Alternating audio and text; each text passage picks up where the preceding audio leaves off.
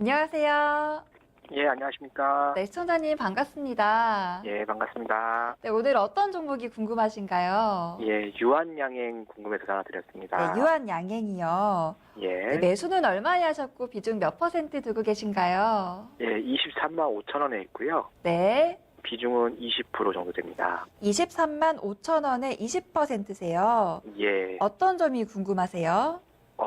최근 제가 좀 이걸 좀 한 3개월 정도 들고 있었는데요. 네, 이게 계속 떨어지고 있다가 살짝 오르는 타임에서 계속 그 박스권에서 계속 돌고 있는 상황인 것 같은데 네, 또 얼마 전까지 또 확 올랐다고 또 오늘 많이 떨어졌더라고요. 네, 근데 또 최근에 한미약품이 그 신약 그 폐암 쪽 그거를 또 그 포기한다라고 얘기 들어서 더 네. 뜰 줄 알고 기대감이 갖고 있긴 한데 그게 좀 얼마 정도 더 올라갈지 아니면은 그 유한양한테 얼마만큼 영향을 미칠지에 대한 부분이 굉장히 궁금해서요. 네, 오늘 전화 정말 잘 주셨습니다. 궁금하신 네. 점들 많으실 것 같은데요. 네, 이번 종목은 박근호 전문가께서 꼼꼼하게 도와주시겠습니다.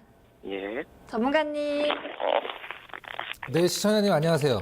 안녕하십니까. 네, 지금 목소리를 들어보니까 뭐 종목에 대해서 굉장히 꼼꼼히 많이 이제 연구를 하시고 매수를 하신 것 같은데 사실 저는 솔직히 말씀드리면 뭐 다른 시청자분들한테도 말씀을 드리지만 이 제약 바이오 기업들 종목 상담을 할 때 솔직히 가장 어려움을 좀 느끼거든요. 이거를 차트로 대응을 하자니 어려운 점이 굉장히 많고 실적으로 대응을 하자니 사실 눈에 가시적으로 보이는 것도 별로 없고 상담하기 가장 어려운 섹터가 이제 제약 바이오인데 제가 먼저 질문을 드리면서 시작을 해 보도록 하겠습니다. 왜 유한양행을 컨택을 하셨죠? 저는 업계 상위권이라 생각을 좀 했고요. 그 다음에 실적이나 이런 것들 보면은 네 이게 영업 중심으로 많이 보이다 보니까 그렇죠. 네. 이게 연구 개발이나 이런 것들에 대한 부분이 조금은 부족했다라고 사람들이 얘기를 하는 것 같은데 그거에 대한 부분이 이제 폐암이라든지 임상 실험에 대한 부분이 네. 얘기가 나오다 보니까 이제 한번 느낌상으로는 더 튀어 올라갈 수 있을 만한 모멘텀이 있지 않을까 좀 그런 생각을 좀 하기도 했었고요. 사실 목표 가격과 투자 기간을 정하고 어떤 종목을 매수를 하는 건 굉장히 어떻게 보면 어리석은 일일 수도 있는데 하지만 누구나 그렇게 한단 말이에요. 혹시 내가 이걸 한번 언제까지 예상은 하잖아요. 뭐 대응의 영역이라고 하지만 주식은 처음에 무조건 예측을 하면서 시작을 하기 때문에 내가 어느 정도까지 어느 가격까지 기간을 잡고 한번 그런 어떤 투자에 대한 디테일을 좀 잠깐 들어보고 싶은데요. 우선은 제가 생각하는 목표가는 짧게 보면 한 26만 원 정도를 좀 고민을 하고 있는 상황이고요. 네. 그리고 길게 보면은 한 30만 원까지 넘어볼 수 있지 않을까. 근데 그 기간에 대한 부분은 30만 원 넘어가려면은 기간을 좀 더 한 1년 정도는 봐야 될 것 같아요. 매수하시고 나서 26만 원 단기 목표가는 한 번에 왔는데 조금 약간 그 기대치가 더 높으셨나 봐요.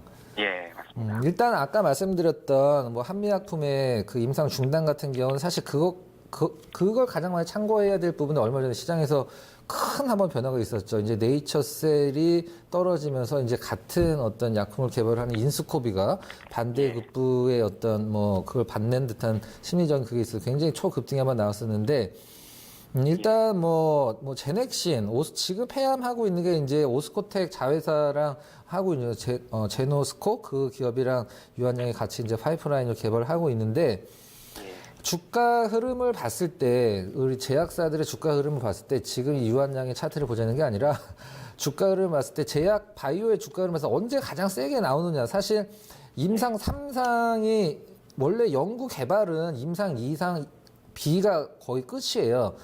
희귀의약품 같은 경우는 임상 3상 안 하는 기업들도 이제 많긴 한데 임상 2상에서 모든 연구는 다 끝나는 거거든요. 이제 3상에서 약간의 그 검증 과정이라고 보시면 될 것 같은데 지금 이제 유한양에서 밝힌 팩트로만 본다라고 하면은 이제 2상을 4월 달에 들어간다라고 이제 지금 4월이니까 일상이 굉장히 결과가 잘 나왔기 때문에 근데 뭐 다른 바이오 기업들 대비해서 오른 게 워낙에 없기 때문에 특별히 걱정을 할 필요는 없습니다만은 제약 바이오는 무조건 분위기예요. 무조건 분위기. 사실 유한양의 2015년도에 왜 그렇게 많이 올랐으며 올해 뭐 지금 4월달 3월 말부터 많이 올랐는가? 다른 제약 바이오들의 흐름이 아니었다라고 하면 솔직히 유한양이 올랐다라는 걸 그 어떤 걸도 담보를 할 수는 없거든요. 제약 바이오는 무조건 분위기인데 전 그거보다 더 중요한 것은 제약 바이오는 일단 배짱입니다. 이게 주식을 배짱 부리자는 게 아니라 제약 바이오 기업이 배짱이 없으면은 200%, 300% 수익 날 것도 10%, 20%로 팔 수밖에 없어요. 그리고 조금 마이너스로 반등 줄 거를 겁이 나서 손절을 할 수밖에 없고. 자, 그러면 유한양이 지금 임상, 2상을 이제 들어가고 1상이 워낙에 이제 결과가 좋았기 때문에 그 전에 일단 어떤 일반 약품이나 그런 것들은 뭐 워낙에 지금 한 900억 전후에서 꾸준하게 영업이익이 나오고 있기 때문에 영업이익률은 조금씩 떨어지고 있는 건 좀 아쉽긴 합니다만 그걸로 인해서 유한양의 주가가 움직일 것 같진 않고 중요한 건 첫 번째 제약 바이오의 분위기, 그 다음에 두 번째는 임상 2상인데 일단 임상 1상이 결과가 나왔기 때문에 그거에 대한 기대감이 이제 시장에서 없죠. 임상 2상을 들어가서 그 결과가 어떻게 나올 것인지는 뭐 이제 뭐 출발을 하는 단계이기 때문에 지금 뭐 그거에 대해서 감론을 할 필요는 없고.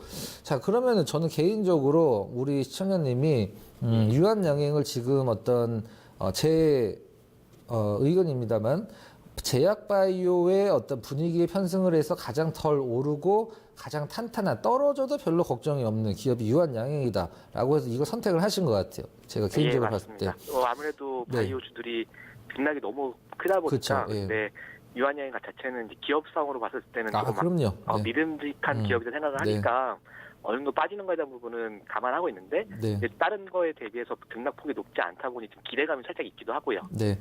자, 일단 뭐 제가 지금까지 설명을 드렸던 부분을 종합적으로 이제 결론을 내야 되는 상황인데 저는 선택은 뭐 틀리지 않았다고 생각을 하고 있어요. 그러나 제약 바이오는 사실 10%, 20% 수익을 목표로 접근할 필요는 없거든요. 왜 그러냐면 이게 주가 예측하기가 힘들고 제약 바이오는 사실 이상 처음에 들어갈 때 가장 좀 센스 있게 투자를 하는 분들은 어떻게 투자를 하냐면 임상 2상 들어간 기업을 그냥 완전 롱텀으로 갖고 가는 거죠.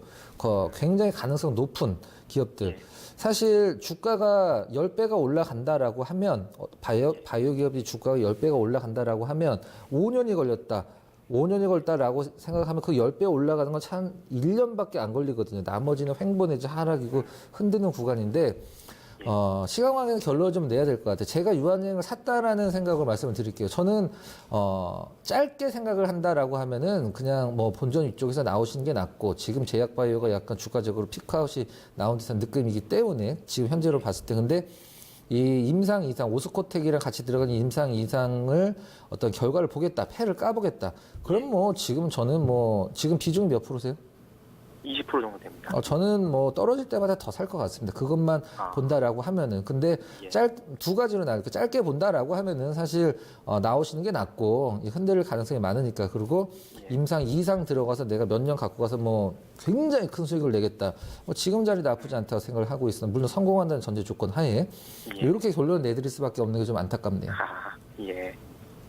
알겠습니다. 좋은 추천 감사드립니다. 네. 시청자님 진단 자세하게 도와드렸습니다.